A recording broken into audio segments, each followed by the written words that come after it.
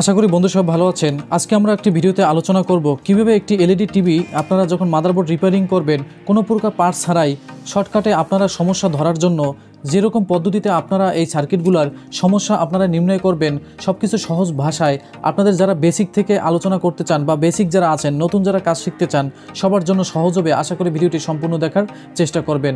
চলুন ভিডিওটি শুরু করা যাক। ফিরে আসলাম মূল ভিডিওটির অংশে। প্রথমেই বলতে চাই আপনাদের পাওয়ার সেকশনে যদি সমস্যা হয় অথবা সেকেন্ডারি সেকশনে যদি সমস্যা হয়, যে সমস্যাটা আপনারা দেখবেন যেমন অনেক রকমের সমস্যা হয়ে থাকে যেগুলো সচরাচর বেশিরভাগ হয়ে যায়। আপনারা দেখতে পাচ্ছেন এখানে ছোট ছোট ক্যাপাসিটার রয়েছে, বিভিন্ন রকমের ক্যাপাসিটার, বিভিন্ন রকমের কিন্তু মসফেট রয়েছে। এছাড়াও কিন্তু এখানে একটি বড় কয়েল রয়েছে এবং আমরা যে ভার্টিক্যালের পাশে সিআরটি টিভির ভার্টিক্যালের পাশে যে কয়েলগুলো দেখতে পাই মূলত এই যে কয়েল ভার্টিক্যাল কয়েল, এটাকে ভার্টিক্যাল কয়েল বলে। ঠিক এখানেও কিন্তু একটি কয়েল ব্যবহার করা হয়েছে আর একটি কিন্তু ছোটো কয়েল ব্যবহার করা হয়েছে। মূলত এটা আমরা কয়েল না হলেও জাম্পার করে দিলেও কিন্তু কাজ চলে যায়। এরপর আপনাদেরকে শর্টকাটে দেখাবো।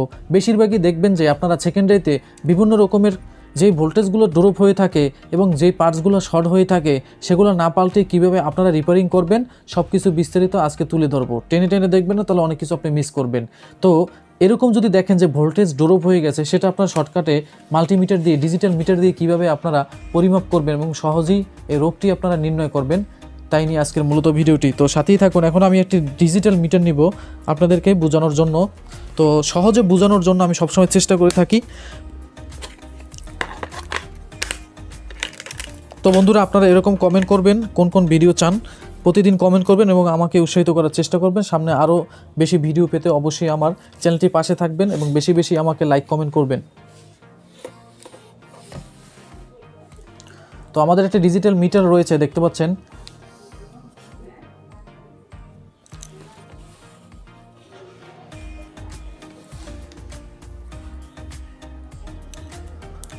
তো ডিজিটাল মিটার নিলাম, এরপর আপনারা কন্টিনিউ মোডে রাখবেন, বিপ সাউন্ডে রাখবেন। তো এখন আপনারা অনেকেই আছেন যে এই ক্যাপাসিটারগুলো মাপতে পারেন না। মূলত এলইডি টিভির ক্যাপাসিটার যদি শর্ট হয় তাহলে এরকম কিন্তু বিপ সাউন্ড করবে। তো ক্যাপাসিটার মাপার জন্য এরকম আপনারা ধরবেন ক্যাপাসিটারে, যখন ধরবেন তখন হালকা একটা বিপ সাউন্ড দেবে, এরপর কিন্তু বিপ সাউন্ড দেবে না। যদি লং টাইম বিপ সাউন্ড দেয় তাহলে বুঝতে হবে ক্যাপাসিটারটি শর্ট। তো এরকম আপনারা মাপবেন। আর মসফেটগুলো মাপবেন ঠিক এরকম মসফেটগুলো মাপবেন। এখানে এই যে এখানে ধরবেন, দুই পাশে ধরবেন।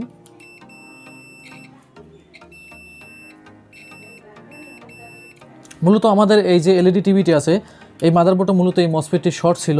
তো এই জন্য কিন্তু এখানে দেখতে পাচ্ছেন এখানে কিন্তু শর্ট। তো মূলত এটা কিন্তু শর্ট হলে অবশ্যই আমাদের এখানে লাগাতে হবে। এটা 12 ভোল্টের একটা মসফেট। তো এটা থেকে মূলত আমাদের এই যে প্রাইমারি না সেকেন্ডারিতে কিন্তু আমাদের ভোল্টেজ এসে থাকে। তো এরকম যদি হয় তাহলে মসফেটটি আপনারা লাগাই নেবেন। আর এখানে যদি আমাদের ছোট ছোট এই যে ক্যাপাসিটার আছে সিরামিক ক্যাপাসিটার, এগুলো যদি হতো আর এগুলো যদি শর্ট হতো তাহলে কিন্তু এই যে দেখেন এই যে ক্যাপাসিটার যদি শর্ট হতো তাহলে কিন্তু ক্যাপাসিটার কিন্তু এখান থেকে ফেলে দিলেই কিন্তু কাজ হবে।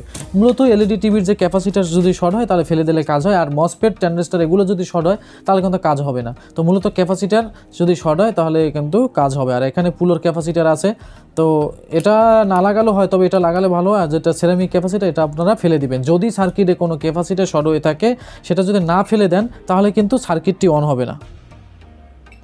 তো দেখতে পাচ্ছেন প্রথমে ধরার পর কিন্তু এরকম বিপ সাউন্ড দেবে, এরপর কিন্তু চলে যাবে, তার মানে এটা শর্ট নাই।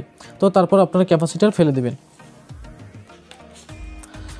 তো এই হলো যেটা দেখবেন যে প্রাইমারি অথবা সেকেন্ডারি পাওয়ার সেকশনের যদি এরকম যদি ক্যাপাসিটার যদি শর্ট হয়ে থাকে তাহলে আপনারা এটা ক্যাপাসিটার ফেলে দিলে টিভিটি কিন্তু অন হয়ে যাবে। তো প্রত্যেকটি ক্যাপাসিটার এবং এই যে দেখেন এরকম করে আপনার মাপবেন। যদি এখানে এরকম লং টাইম যদি বিপ সাউন্ড দেয় তাহলে বুঝতে হবে সেটা শর্ট।